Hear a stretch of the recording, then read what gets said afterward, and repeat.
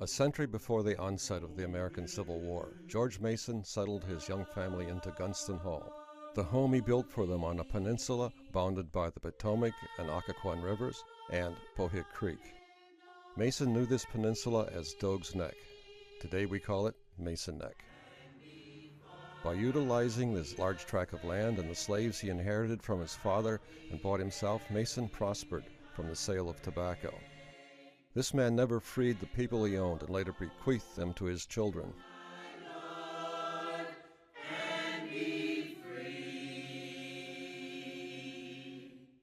The tobacco economy had collapsed long before the Civil War. White families no longer prospered in conspicuous wealth. Large tracts of land were reduced in size. In the final years of ownership by the descendants of George Mason, the decline of Gunston Hall was evident. By 1860, about one-third of the population of Fairfax County was black, with a majority of blacks being held in slavery. Yet seated within this demographic were communities of free blacks. One of these was located on Mason's Neck, not far from the present junction of Harley Road and Gunston Road. It was surrounded by properties owned by whites, some of whom owned a few slaves. The term free blacks was used and continues to be used to indicate freed slaves and their descendants who were living in slaveholding areas. I'm Roosevelt Holt. I'm a member of Shiloh Baptist Church as well as a member of the Seeds of Independence Committee here at Gunston Hall. In the late 19th century, approximately 170 newly emancipated African Americans established a community on the perimeter of Gunston Hall Plantation, once owned by George Mason, patriot, planter of tobacco and corn, and owner of nearly 100 slaves. A small group of families first worshiped in 1869 in one another's homes, and later in a sanctuary built of logs on the site of the current cemetery. In 1800, they relocated Shiloh Baptist Church to a building which had formerly served as the Gunston White School, located across Gunston Road from the present-day entrance to Gunston Hall. Adjacent to that entrance, the active church cemetery continues to be maintained by the church. Behind the cemetery and along the old Gunston Road was the Gunston Colored School, built in the early 1880s for the children of this community. The school was closed by 1933 due to low enrollment and taken down in 1954. Many of the African Americans living on Mason Neck were farm laborers and housekeepers, living on the large farms of their white employers. In the late 19th and early 20th centuries, however, the settlement diminished as people and families moved to urban areas to live and to work. Others joined the military. Lifelong Mason Neck resident Gladys Bushrod was born on February 9, 1909.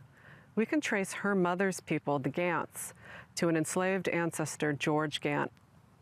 George Gant was enslaved by William Mason of the Mattawoman Plantation in Charles County, Maryland. William Mason was the son of George Mason of Gunston Hall. Hello, I'm Lorraine Bushrod Jackson, a member of Gunston Hall's Seeds of Independence Committee. My mother, Gladys Bushrod, celebrated her 103rd birthday on February the 9th, 2012, here in her home, located on Gunston Road. Mother had a beautiful celebration with all the family, and we love her dearly. My mother and my father, Courtney Bushrod, bought these 2 acres of land from the adjacent property owned by Mother's grandparents, the Gants, and established a home here on Gunston Road in the early 1930s. My father, Courtney, and Gladys lived at Overlook Farm for a while, where my father worked for Mr. Francis Wigmore. Later, my father purchased a small 3 or 4 bedroom house from Mr. Wigmore. And then later on, they moved the house up to its permanent location on Gunston Road. Many years later, they added quite a few more rooms onto the little house that they had moved from the Wigmore property. And this is the size of the house now that you see at this location. On August the 4th, 2012, my cousin Frances Wright and I met at the home of my grandmother, Gladys Bushrod, to talk about her childhood memories and what it was like growing up in Mason Neck, Virginia. Where were you born? I was born in my grandmother's house. Where was that? I was on Gunston Road. Here, just northwest of my mother's home, her grandfather, George Washington Gant, at first built a log house with a lean-on kitchen on the south end of 14.95 acres of land, purchased June the 15th, 1904, from George W. Hayslip. The building's front faced east, perpendicular to Gunston Road, then the Neck Road. Later, they added a wood frame section onto the north end. The house was encircled by a driveway and situated between two springs. The freely flowing spring to the west was used for drinking water. Another sluggish one to the east was used for washing. There was a barn behind the kitchen end of the house, beyond a damson plum tree. A porch ran the length of the east and north sides. Sadly, in 1943, the house was destroyed by fire, and all the photographs and keepsakes were also destroyed.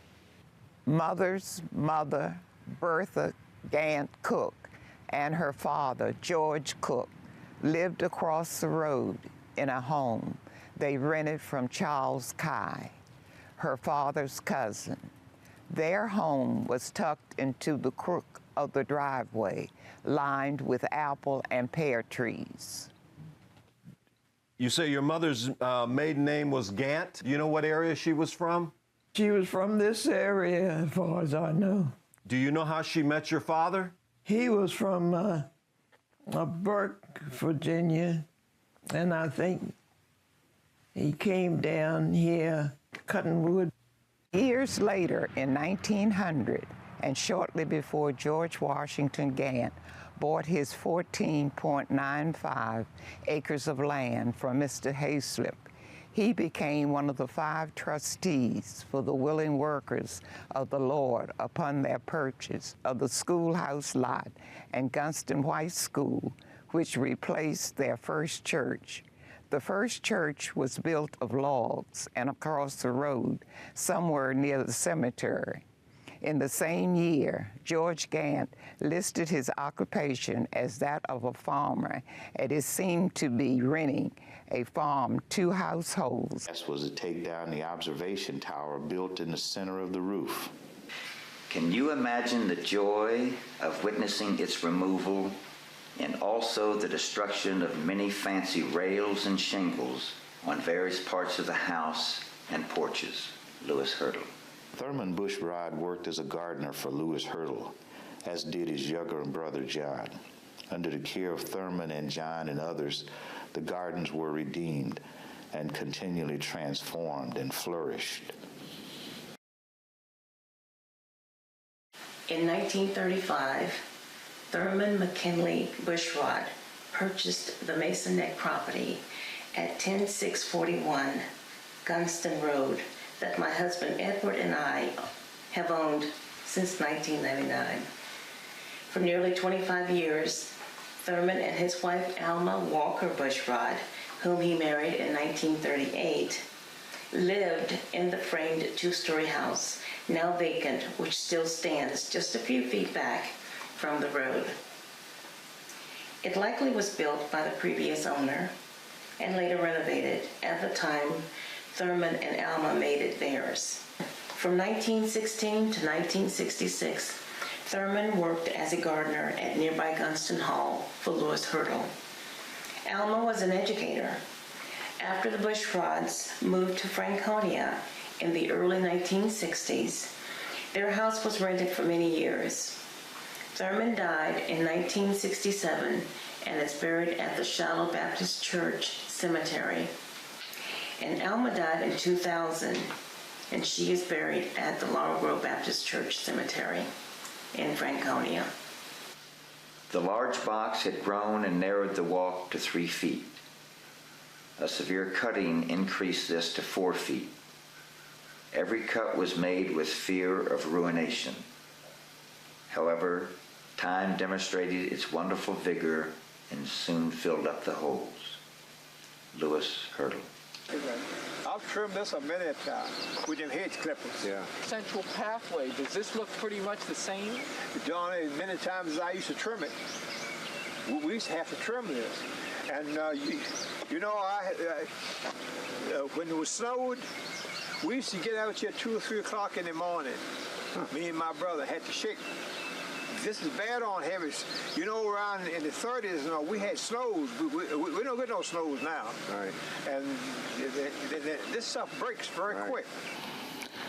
Lewis Hurdle had Mason's original well cleaned and put his trust in Robert Wood, an African-American, as were the well diggers who worked for Wood. Informed by his experience, Wood correctly predicted that a new well dug within proximity of, and no deeper than the old, would not drain, but rather raise the water in it. Much work was done to bring the farm buildings into usable shape, and there were miles of fencing to be erected. We did succeed in getting the farmlands producing crops.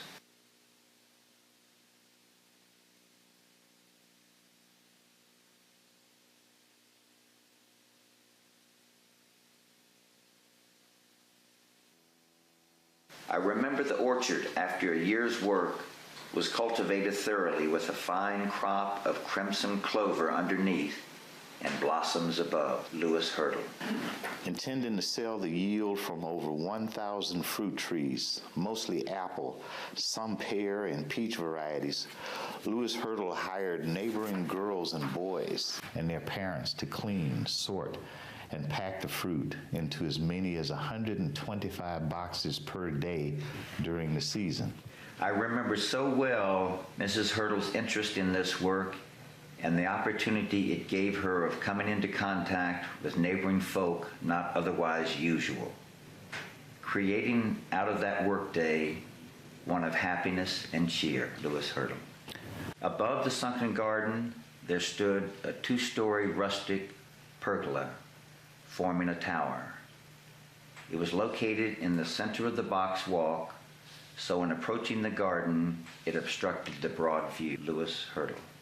Lewis Hurdle's workers removed the old tower, graded the upper elevation, and moved hedges and installed a north-south running walk on the lower elevation to clear the way for the glass-enclosed tea house and pergola soon constructed. A visiting Mount Vernon regent apologized to the Hurdles. My dear, I am so grateful you insisted on my coming out to the pergola for tea, as I would not have missed that view for anything I had known. Then they had a thing right there, all built a summer house. When Hurdle used to have his guests, they used to sit down there, and he used to serve them wine and cake, and we'd bring it all the way from the house down there. I was here when President Roosevelt came here, and you know, he was in a wheelchair, and wheeled him all the way from out there at the car, all down the garden. That was a long time ago. I bet that, but did you push him down? Oh no, I didn't. Wouldn't let you get near. Wouldn't let you get near. Lewis and Eleanor Hurdle's household staff provided for numerous other notable guests to Gunston Hall. Among them at the time, United States Cabinet Secretaries to include Herbert Hoover, Vice President Calvin Coolidge, his wife and 2 sons, many English visitors, some brought to the States by the Disarmament Conference held in Washington, D.C. Mrs. Franklin D. Roosevelt, presidents of the Metropolitan Museum of Art, New York, and Art Institute of Chicago, and Winston Churchill and Mrs. Churchill, and groups sometimes unexpectedly large, such as 250 members of the Garden Club of Virginia. That the other owner of the of the Gunston, the Hurdles. Do you remember them and their Christmas parties at all? Oh, yes. Mrs. Hurdle, she was very active in coming to the school. She was very good to the children. Every Christmas, she would come to the school, and then she would have the children to come over to Gunston Hall, and we would all sit in the hall, sit on the floor. She would play the piano. Oh, really? Play the piano. And she would have all kinds of games and gifts for us as Christmas. And then the cook, Mrs. Mack, the cook there, she would have a hot chocolate and stuff for us. Through Gunston Hall, go through the road to Gunston Hall and go through the backwoods there down to the Potomac. I was baptized in the Potomac. You do remember that? Yeah, I remember that. Was it scary? Sort of, yeah. Well, they built the addition in 1980, it said. The brick addition. Were you there when they went to the ceremony for it? Oh, yeah, yeah. What was it like? Oh, it was nice. It was nice. It was nice when they built the addition. Yeah, I think I was. And did you go? I think I had, and I had a lot to do with that. Oh, you were very active in the church? Yeah, active. I was very active. Oh, well, what did you do? Well, I was a clerk for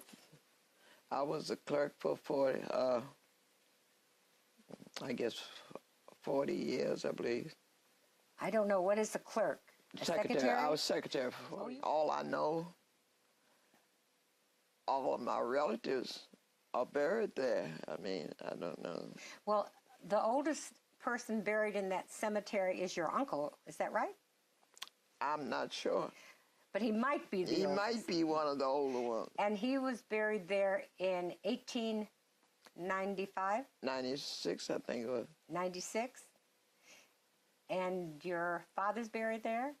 No, my father. Yeah, my father's buried there. And my aunt who raised me is buried there. My father, my aunt, my husband, my sisters. Are people still buried there? Yeah, still buried there. Is that an active cemetery today? Yeah, it's active, yeah. And people pay money and keep it going? My mother's buried there. But my mother's buried there, yeah. My grandmother, my grandfather. They don't have tombstones. They had markers, but I guess the markers are gone now.